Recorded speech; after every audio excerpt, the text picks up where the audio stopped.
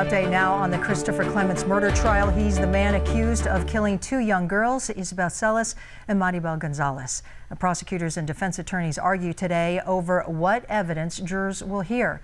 9 News Side's Craig Smith reports cell phone evidence could be a key to the case. Prosecutors are trying to use cell phone tracking evidence, which they say places Christopher Clements in the same isolated part of Avra Valley where the remains of Isabel Celis and Maribel Gonzalez were found. To try to get a deal on burglary charges against him, Clements took investigators to where Isabel Celis was found, though he said he did not know who killed her.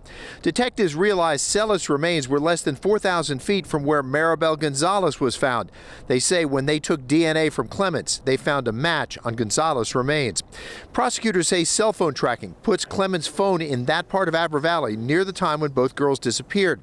Clements' attorneys tried to convince Judge Deborah Bernini to throw out the cell phone evidence. They argue it was obtained with a court order, not a proper search warrant.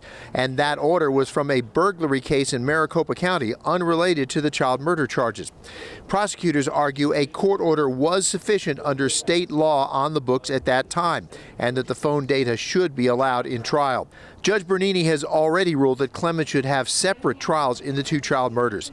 His attorneys requested that so he can testify in his own defense in one trial without risking questions that could implicate him in the other. Prosecutors have said they intended to ask for the death penalty if Clements is convicted. Now they say they will not ask for death for Clements if jurors find him guilty. Craig Smith, KGUN 9 on your side.